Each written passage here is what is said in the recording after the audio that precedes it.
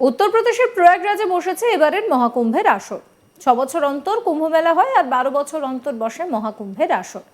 ত্রিবেণীর সঙ্গমের তীরে সাধারণ পুণ্যার্থীদের পাশাপাশি ভিড় করেছেন বহু সাধু সন্ত। পুণ্য স্নান সেরে অনেকেই এই সমস্ত সাধুদের কাছে যাচ্ছেন আশীর্বাদ লাভের আশায়। কি করে মোক্ষপ্রাপ্তি হয় সেই বিষয়ে যদি কোনো সিক্রেট টিপস মেলে। এবারের মহাকুম্ভে বিশেষভাবে নজর কেড়েছেন একজন সুন্দরী সন্ন্যাসিনী। তার সৌন্দর্যের জন্যই তিনি আসলে সবার নজরে এসেছেন এত দ্রুত। সোশ্যাল মিডিয়ায় এরপর তাকে নিয়ে সার্চও কম হয়নি। ইতিমধ্যেই তার বেশ কিছু ভিডিও রিলস ভাইরালও হয়েছে। আমরা যার কথা বলছি তিনি আর কেউ নন, তিনি হর্ষা রিচারিয়া।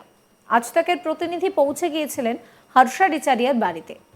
তার মা জানালেন যে মহাকুম্ভে যে পোশাকগুলো হর্ষা রিচারিয়া পরেছেন সেগুলো সব তিনি নিজের হাতে তৈরি করেছেন, কারণ তিনি নিজে একটি বুটিক চালান।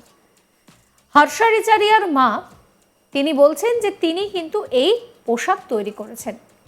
তিনি জানান যে তিনি ঘর থেকেই এই বুটিকের কাজ করেন, অর্ডার আসে। এবং এই যে দীক্ষা নেওয়ার বিষয়টা নিয়ে কিন্তু রীতিমতন একটা প্রশ্ন উঠছিল। তিনি বলছেন যে আমি জানতাম যে কোনো গুরুর কাছে দীক্ষা নিয়েছে, কোথায় দীক্ষা নিয়েছে, আর মহাকুম্ভে যে পোশাক সে পরেছে সেটা তিনি নিজেই তৈরি করেছেন।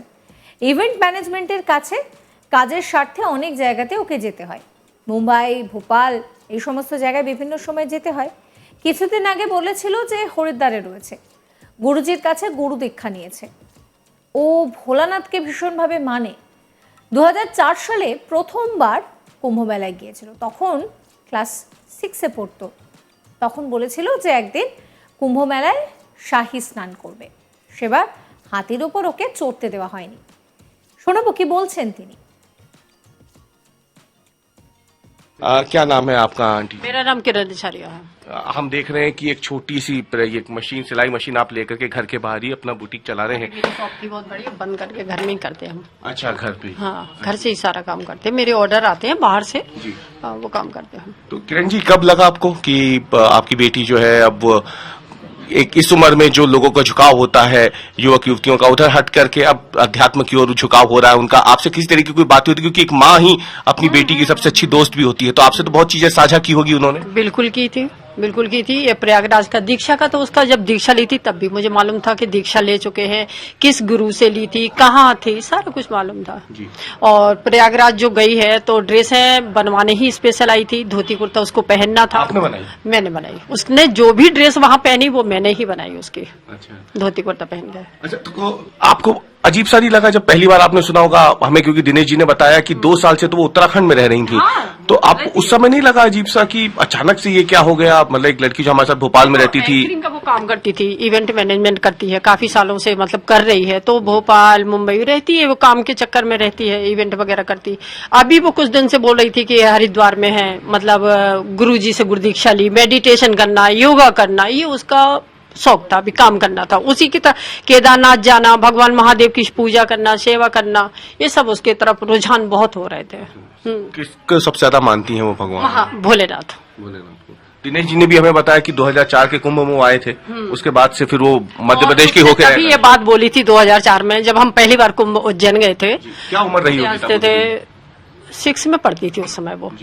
तो तभी उसने बोल दिया था कि मम्मी आने वाले एक कुंभ में एक समय ऐसा देखना कि मैं हाथी की सवारी करूंगी। आज पुलिस वालों ने अंदर नहीं जाने दिया हम लोगों को, मतलब होता ना कि पुलिस वाले बाहर निकाल देते जाने।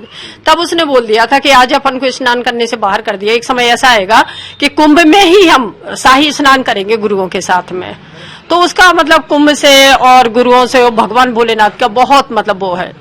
अब ये जब अच्छा, तो नहीं बोलेंगे अब तो कुंभ में वो है। हाँ। और हमने कल देखा जब अमृत स्नान हो रहा था तो वो भी जा रही थी। आप लोग जाएंगे अभी कुंभ? बिल्कुल जाएंगे, बिल्कुल जाएंगे, मतलब इस महीने के लास्ट तक जाएंगे। अच्छा, और एक सवाल की अभी हमारी अंदर बात भी हुई दिनेश जी से, उन्होंने बताया कि साध्वी नहीं बनी है अभी वो, उन्होंने सिर्फ गुरु दीक्षा ली है। हम तो उनके लिए लड़के भी देख रहे हैं, शादी की बात भी हो रही है। शादी करेंगे भाई, हम ड्रेस इतनी अच्छी अच्छी बनाते, दूसरों की लड़कियों को पहनाते, हम अपनी लड़की को नहीं पहनाएंगे। शादी करेंगे उसकी इस साल, नहीं तो अगले साल, जब भगवान भोलेनाथ का आशीर्वाद होगा, उनकी कृपा होगी। तो शादी उनकी पसंद से होगी, आपकी पसंद से होगी? जैसी ऊपर वाले की कृपा। हमारा कोई ऐसा लड़का अगर हो गया, वो अभी अगर ऐसा नहीं उसने कभी बोला कि ये लड़का मुझे पसंद है, यहाँ शादी करना है, ऐसा कभी नहीं बोला उसने।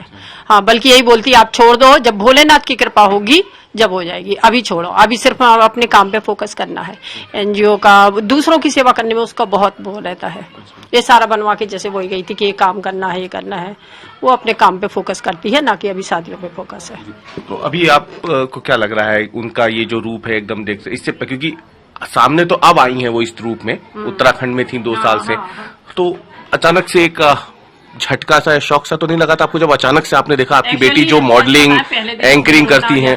जब साध्वी का मैंने कपड़े देखा, उसका ये डाला कि साध्वी हो गए हैं, या पहला उसका जो वीडियो आया था कि आप इतनी सुंदर है साध्वी की क्यों ड्रेस पहनी है, एक वीडियो था उसका पहला, मैंने तो मुझे रोना भी आया था और बुरा भी लगा था। लेकिन उसके बाद जब पता चला कि साध्वी नहीं, उसने बात हुई तो बोली मम्मी साध्वी नहीं, एक मतलब बोलने में थोड़ा सा वो हुआ या लोगों ने सब, मैं नॉर्मल हूँ, दीक्षा ली है, भगवान की पूजा करने के लिए, दीक्षा लेने के लिए हमें किसी की जरूरत नहीं पड़ती है, ना पूछने की है कि भाई ऐसा, और सुंदर जात पात ये चीजें आड़े नहीं आती हैं धर्म के बीच में। हम सनातनी हैं और आजकल के युवा को उसने ये ठान के रखा था, पहले भी 2 साल से, अभी बीच में 1 साल से बोल भी रही, बराबर बोलती है मुझे युवाओं को सनातनी से जोड़ना है। जैसे क्रिश्चियन पे हम बच्चों को जोकड़ बनाते, बोली ये चीजें हटाना है, मुझे सिर्फ बच्चों को वो शिक्षा देना है जो हमारे बच्चे अपने धर्म को पहचाने, है ना। उनको गीता पढ़ाना, रामायण पढ़ाना, वो खुद ये शिव पुराण पढ़ती है, बोली ये चीजों से हमें जोड़ना है, पहले ये काम फोकस देंगे हम, बाकी बाद में। एक आखिरी सवाल बस आपसे रहेगा किरण जी की,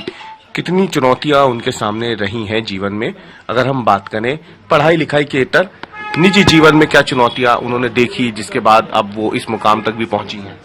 चुनौतियां तो देखिए हर इंसान के जीवन में आती हैं, ऐसी कोई बात नहीं है, उस बारे में हम ज्यादा नहीं बोलेंगे, क्योंकि चुनौती और संघर्ष, जैसे अभी हम संघर्ष ही कर रहे हैं, ये सब संघर्ष ही है, और इंसान के जीवन में तो आती रहती है, उतार चढ़ाव आते रहते हैं, उसका कोई बड़ी बात नहीं है। कितने लोग हैं आपके परिवार में? 4 लोग। और हर्षा के अलावा? हर्षा के अलावा मतलब हर्षा का भाई है, मैं हूँ, और ये है बस। कुल 4 लोग हैं और आप देख सकते हैं हर्षा इशारिया की मां है किरण इशारिया, एक छोटी सी सिलाई मशीन के साथ ही यहाँ पे फिलहाल ये अपना बुटीक चला रही हैं। सबसे अच्छी बात जो है वो ये कि जो कपड़े आप अभी देख रहे हैं, जो उन्होंने पहनी है कुंभ में, महाकुंभ में हर्षा इशारिया ने धोती कुर्ता, वो सभी उनकी मां ने खुद अपने हाथों से तैयार की है और वही ड्रेस लेकर के वो महाकुंभ में गई हैं और आज तक से खास बातचीत की है इस परिवार ने और हर्षा इशारिया के जीवन के बारे में तमाम ऐसी बातें जो आम दुनिया नहीं जानती है, वो तमाम बातें आज तक के कैमरे पे आकर के हर्षा इशारिया की मां किरण इशारिया और उनके पिता दिनेश इशारिया ने की है।